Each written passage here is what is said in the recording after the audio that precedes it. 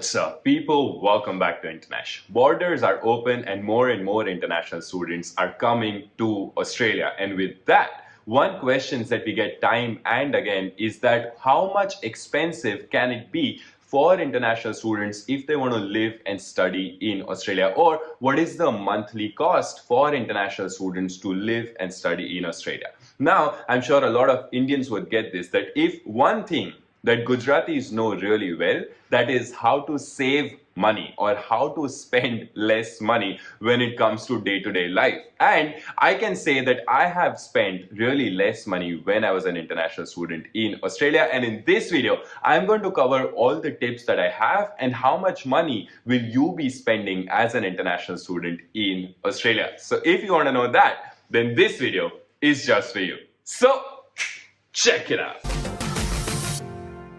Before we get on with our video, here's a little PSA, public service announcement. I got my booster shot, third dose of vaccine today. If you haven't gotten your booster shot or haven't gotten your vaccine, then we would highly recommend to go and get it. For primary reason is that if you want to go and visit your parents or friends or family back home, it is important to be vaccinated. Only then you'll be able to travel, and also just in general to save other people's life. We are between 18 to 35. That's the audience age of our channel, and our immunity is clearly a lot better than younger people or older people. But it is really important to be vaccinated so that we can save ourselves and others. So please get your vaccine or your third dose of vaccine.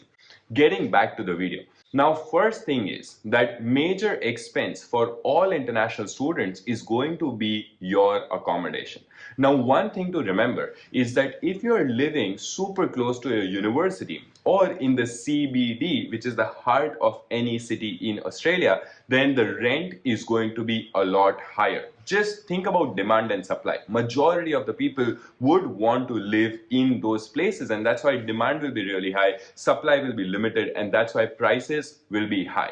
What I would recommend is that if you don't mind traveling a little more, let's say about 20, 25, 30 minutes, then try and find a place that is not just outside your university or just in the CBD, which is Central Business District. So because you'll be traveling a little, you might be able to find a rental place which is cheaper. Now, if you want to go even further cheaper, then I would highly recommend to share your room with somebody. Now, the first time I came to Australia, I did not know anybody. So I was living at somebody's place who was my neighbor's distant relative in Melbourne.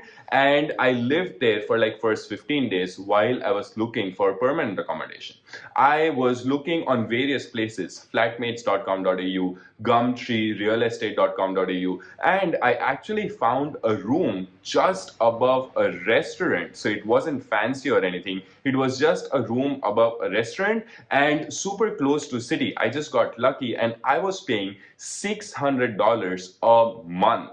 What I did was I asked a friend if he wanted to share the room with me, and that's how my rent for a month was just about $300, and then there were bills on top of it. So under $400 a month, I was living 10 minutes from the city, which was again 40 minutes from my university, but still I managed to find a really cheap place. And because my accommodation was not super expensive, my overall cost was quite low. Now, majority of international students, if you want to live by yourself or let's say alone in your room, you don't want to share your room, you'll be paying around $700, $800 or even $1,000 just to have a room by yourself. But when you're sharing your room, that expense will be half. So think about that. Because we are in our early 20s, we actually can share the room and then half our expenses. Now, with accommodation, something to remember is that if your rent is inclusive of bills or exclusive of bills. Usually there are three bills that you'll have to pay: water bill, electricity bill, and gas bill. But a lot of rental places, the bills are included in your rent. So that is something that you'll have to ask your landlord. If not, you will be looking at paying between $50 to $100 a month just for your bills. And another bill that everybody will have is your mobile SIM card plan. So for example, I am with Vodafone, I am paying around $40 or $50 a month. So that is also something to remember. A lot of international students can get cheaper plans or more expensive plan, but usually it will be between $30 to $60 for your mobile plan. Another major expense that all of us are going to have is food. Now, there is no rocket science that you should buy your groceries, and if you cook at home, that is going to be cheapest. But there are a couple of things to remember here. Number one, when you go to these grocery stores, Kohl's, Woolworths, Aldi, etc., there is something called specials. So all the groceries that is going to expire in 1, 2, or 3 days, they are on special because the stores want to get rid of them, and you can get those groceries for a discounted price. So that is something to remember. Also, across the cities, there is something called markets that happen where you can go and buy fresh vegetables and fruits, and those fruits and vegetables are usually quite cheap compared to all these grocery stores. So remember that and figure out where these markets happen. You can go there and buy. Now, if you're somebody like me who's not massive fan of cooking, always remember where Indian grocery store or Asian grocery stores are, and you can buy a lot of frozen food. Even in Kohl's and Woolworths, you can get frozen food, for example, chips or veggies or all things like that. Just have it in your freezer, so if you're hungry or whatever, you don't feel like cooking, at least you have those snacks that you can just put in air fryer or in oven, and you can get those things quickly. So couple of things to remember. Number one, if you're eating out, you'll be spending around $15 for lunch or dinner. Now, obviously, you can spend $150 for lunch as well, but I'm talking about international students. You should figure out where you get these cheap meal deals. Usually around university, there will be restaurants that will be offering these meal deals where you can get lunch or dinner sorted for just $10. So that is something for you to figure out where you can get the cheapest food so that you don't have to cook every day, and also you can save some money. Now, the last thing is about transportation. Couple of things to remember within transportation, but before we go there, I want you guys to write in the comment section what is your favorite dish that you are going to miss once you're in Australia. So write that in the comment section. I personally miss vada pav and pav bhaji from back home. Moving on to transportation. Now, all the major cities have good public transportation. So for example, in Melbourne, you'll get trams, trains, and buses. In Sydney, you'll also get ferries. Similarly, in Adelaide, you'll get trams, trains, and buses. So public transport is really good. That's why buying a car is not a necessity. Now, you'll need a card. For example, in Melbourne, you'll need Myki card. In Sydney, you'll need Opal card that you can top up every week or every month, and that will allow you to travel in those public transportation.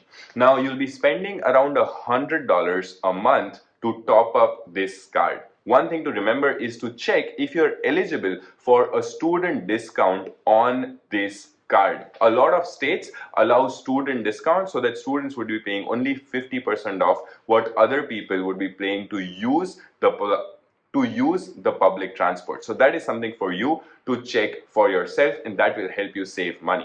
A lot of international students also buy a vehicle, a two-wheeler or a car. I would suggest that just buy a car. That is a lot more safe because you're in a new country and you can get this car for $2,000 or $3,000. That's like pretty cheap, and that will allow you to do delivery jobs. Personally, I did not buy a car for first 4 years that I was in Australia. I have been here for 4.5 years. So very recently I have bought a car. So buying a car is not a necessity, but if you end up buying a car, you'll also have to pay 3-month or yearly registration for that car, and obviously you'll have to pay for petrol or diesel or whatever car that you buy. So those are some of the costs that will come with public transportation or private transportation. Also, if you're using Uber a lot, just every trip is going to cost you around $10 to $20. That's just given. So those are some of the costs that you will be incurring while you're in Australia. Monthly, just save around $1,200 for your monthly expenses as an international student in Australia. If you have any questions, write in the comment section. If you haven't hit the subscribe button,